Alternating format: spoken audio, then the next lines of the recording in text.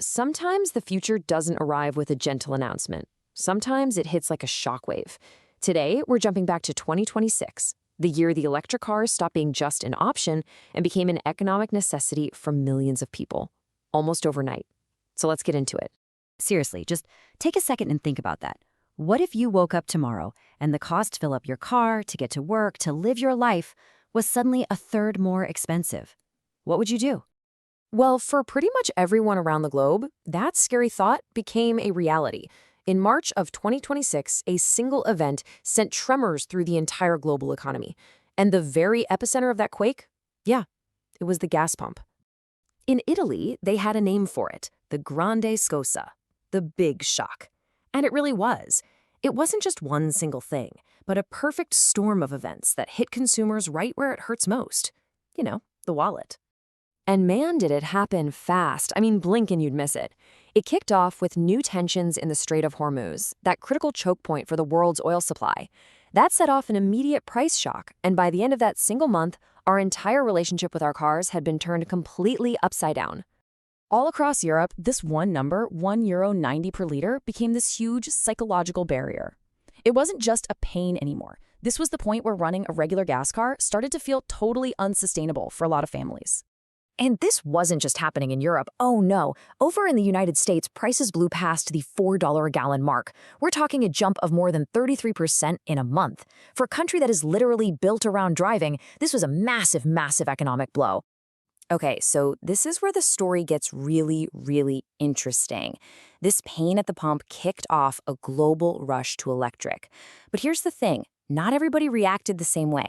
Each part of the world had its own unique response. The reaction was just immediate. In major European markets and clear on the other side of the world in Australia, sales of battery electric vehicles, or BEVs, just exploded. We're talking a 50% plus jump in sales. In a single month. That's not a trend, folks. That is a stampede. But the picture looked totally different elsewhere. In the US, where big cars and trucks are king, the first move was a 20% spike in people just searching online for EVs. But in India, the revolution happened on 2 and 3 wheels. Over 139,000 electric scooters and rickshaws were sold in March alone. And for delivery drivers, switching meant their running costs fell by 10 times. That's not just a game changer, that's life-changing. So you see what's happening? You've got the same crisis, but all these different reactions. Americans, scared by the pump prices, started eyeing electric SUVs. In India, it was all about saving money today, so scooters took off. And in Europe and Australia, the crisis just poured gasoline on a fire that was already burning. But the end result was the same everywhere. The EV changed overnight from a rich person's car into a saver's car. So you have to ask, why 2026? Why didn't this happen during other oil crises? Well, the answer is actually pretty simple. For the very first time, the market was ready. The right cars were finally available at exactly the right time. See, before 2026, an EV was either this little niche city car or a super expensive luxury vehicle. There wasn't much in between. But by the time this fuel crisis hit, things had changed. EVs were finally going toe-to-toe on price.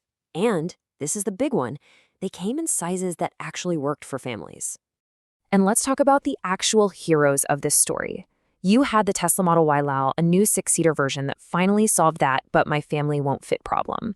And then you had cars like the MG4 Urban and the GAC Aion UT, which just smashed through the price barrier, making EVs as affordable as a regular gas-powered car.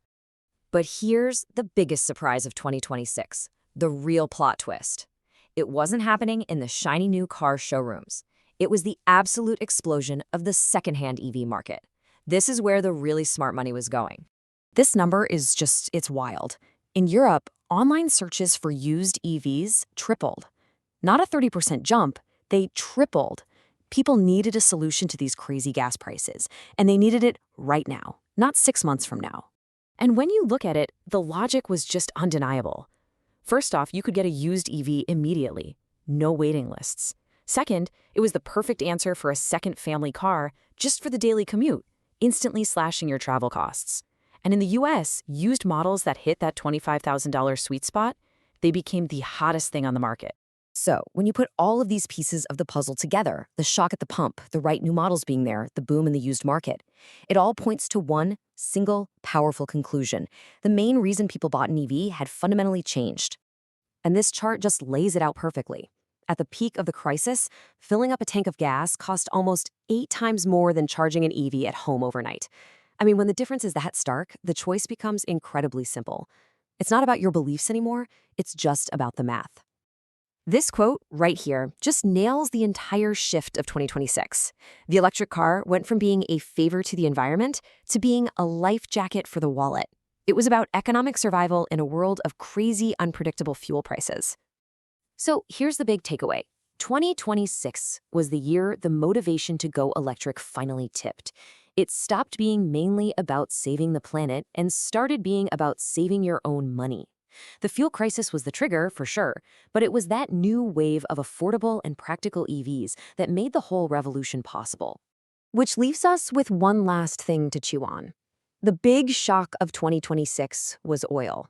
What do you think is going to trigger the next massive global shift in how we all live and get around? Thanks so much for digging into this with me. If you enjoyed this breakdown, make sure you subscribe, because we've got plenty more deep dives into the events and ideas that are shaping our world.